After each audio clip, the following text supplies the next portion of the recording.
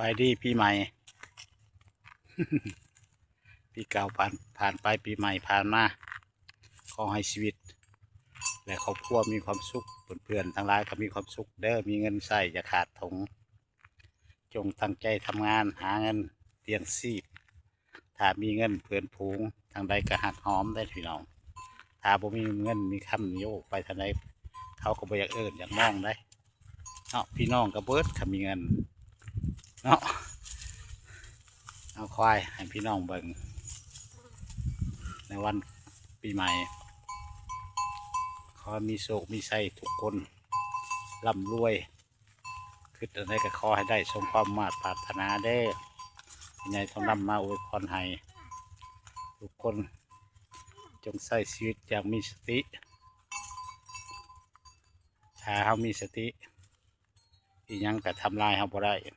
เนาะแล้วก็กำลังใจมีไว้ให้กันและกันอยู่เสมอเด้อพี่น้องเด้อ